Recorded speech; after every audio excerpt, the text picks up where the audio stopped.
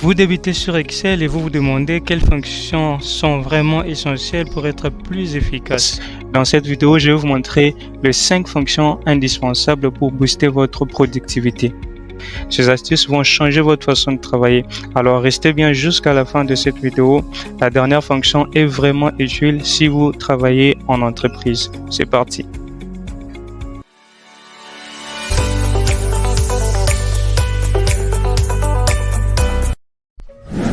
Commençons par la fonction somme. C'est la base quand on débute avec Excel. Cette fonction permet d'additionner rapidement plusieurs cellules. Alors voici comment il faudrait l'utiliser. On a ici un tableau qui reprend les différentes catégories des dépenses: alimentation, transport, logement, loisirs, éducation, etc. Et ici, nous avons les dépenses réalisées pour chaque catégorie. Alors on a besoin de connaître le total des dépenses. Ce qu'on va pouvoir faire, c'est d'écrire le signe égal, parce qu'une formule avec Excel commence toujours par le signe égal. Donc je vais écrire égal, somme, j'ouvre la parenthèse et entre parenthèses je vais mettre ce qu'on appelle une plage de données. C'est juste dire à Excel que je souhaite additionner d'ici jusqu'ici. Donc je vais mettre ma sélection, voilà, jusque là, et là vous voyez très bien que j'ai la référence de la cellule C3 et la cellule C12. Donc je dis tu m'additionnes les valeurs qui sont contenues entre ces deux plages de résultats. Donc je ferme la parenthèse et je valide. J'ai le total de ces dépenses là. Pour le deuxième tableau, on va utiliser le raccourci qui permet d'avoir une somme automatique. J'ai ici la liste des différents élèves et les différents cours. Je souhaite connaître le total de chaque élève et le total pour chaque cours. Ce que je vais faire, c'est qu'en me positionnant dans ma cellule, je vais juste appuyer sur le raccourci Alt et égal. Donc, automatiquement, ça me donne la fonction somme et vous voyez que j'ai le résultat quand je valide par Enter. Je vais dupliquer comme tout à l'heure jusque là.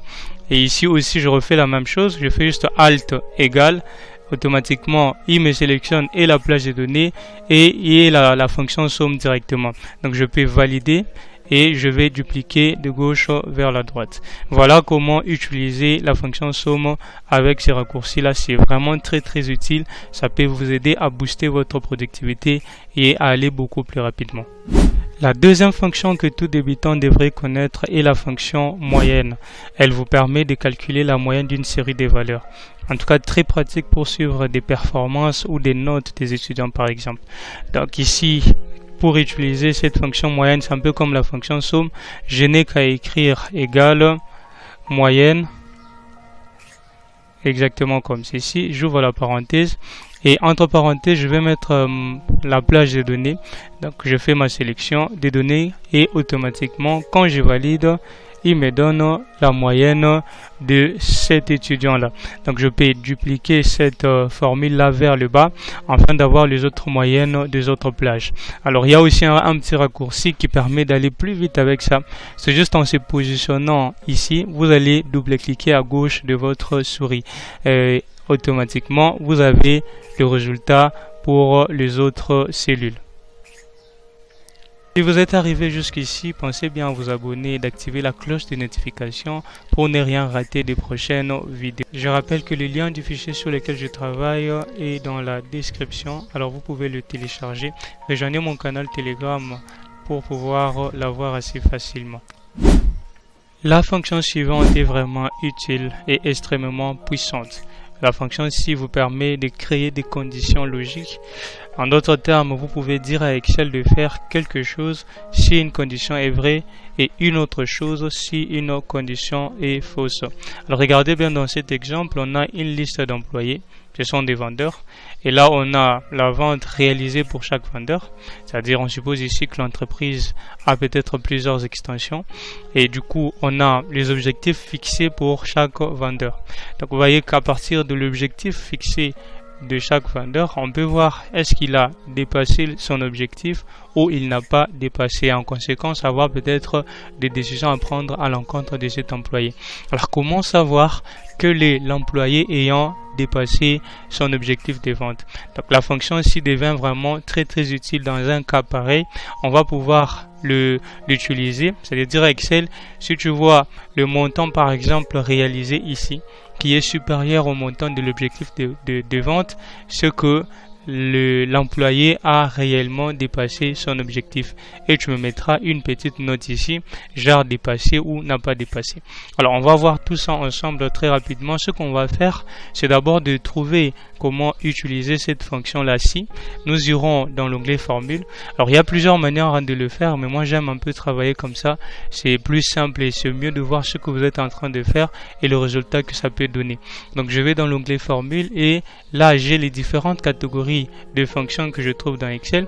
Je vais venir sur logique parce que la fonction ci est une fonction logique. Je clique, et bien j'ai ici la fonction ci.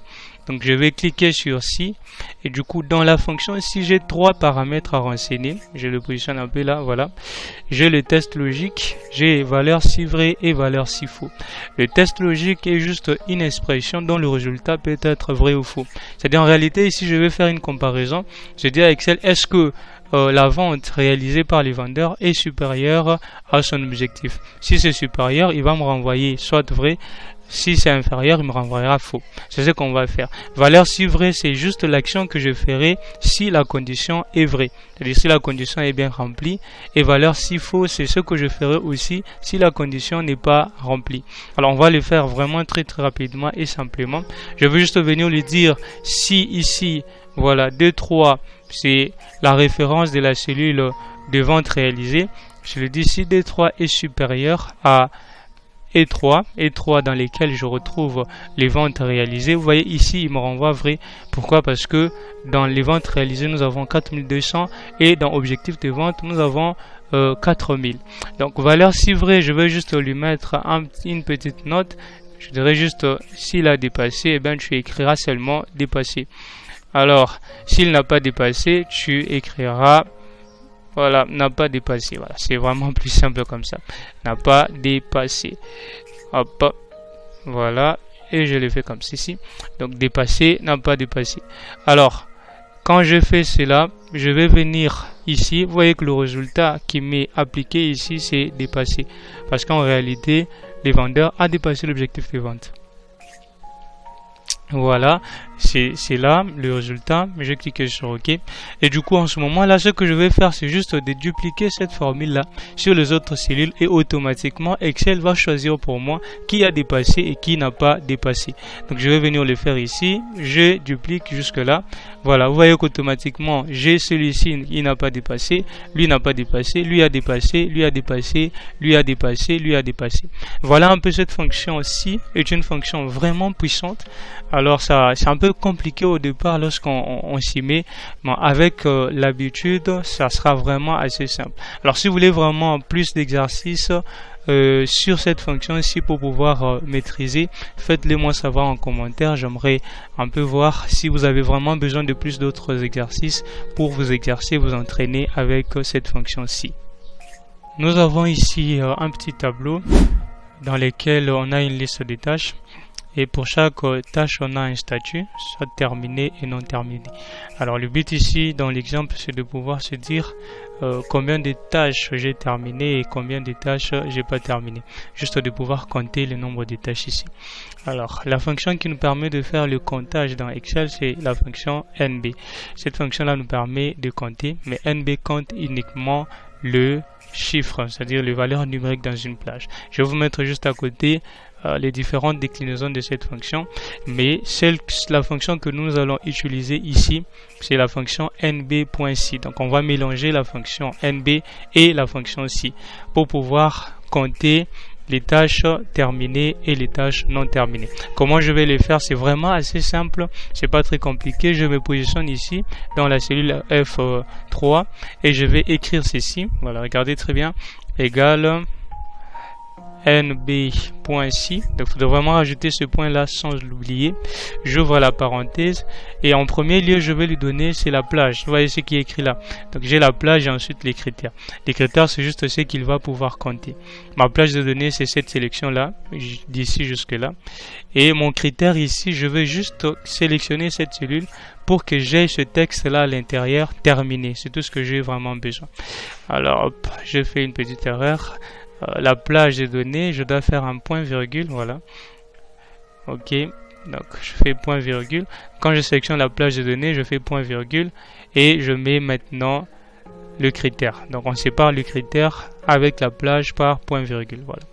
Et je ferme la parenthèse ici. Je peux valider. Et automatiquement, vous voyez que j'ai cette tâche terminée.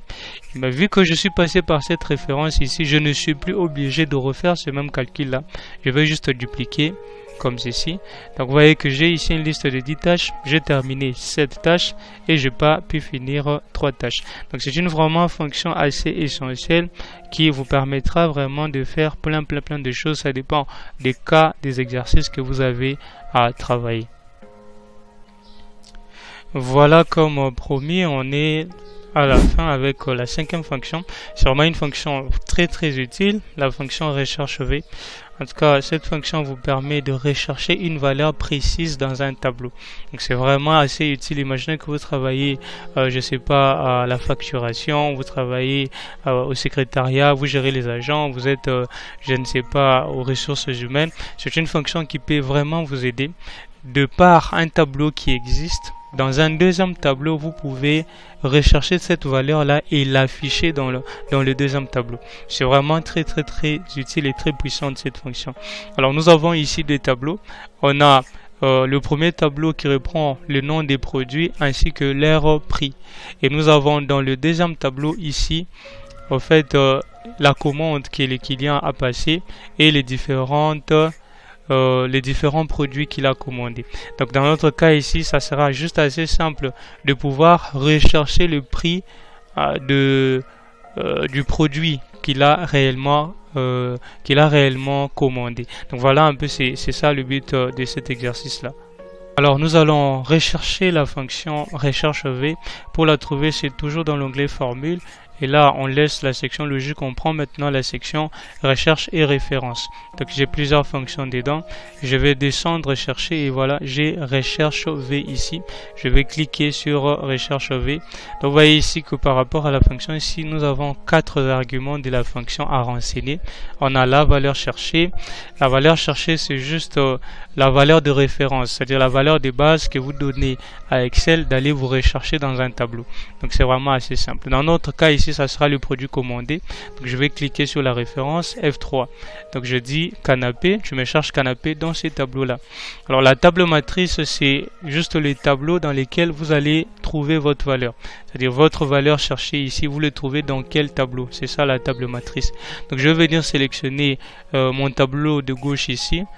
Je sélectionne vraiment tous les tableaux mais sans prendre les en-têtes du tableau. Donc je laisse la première ligne, je sélectionne les autres lignes. Et pour mieux travailler, je vais mettre ces références ici en absolu en cliquant sur la touche F4. Alors si vous ne savez pas c'est quoi les références absolues et les références relatives, en tout cas, faites-le moi savoir en commentaire aussi, je pourrais faire une vidéo dédiée. Mais ce qu'il y a à savoir, c'est juste que les références absolues vous permettent de bloquer votre référence quand vous dupliquez votre formule, afin que Excel ne puisse pas incrémenter automatiquement les références des cellules. Voilà, je m'arrête un peu là, mais si vous avez besoin de plus de détails, faites-le moi savoir, je ferai une vidéo dédiée par rapport à cela. Le numéro index colonne, c'est juste le numéro dans lequel vous souhaitez trouver la valeur que vous recherchez. Notre tableau ici n'a que 2 colonnes, c'est-à-dire on a cette colonne nom du produit et la colonne prix. Donc le numéro de référence, c'est juste de compter. Nom du produit, ça sera référence 1 et index, excusez-moi, plutôt prix, ça sera index 2. Donc nom du produit index 1 et prix index 2.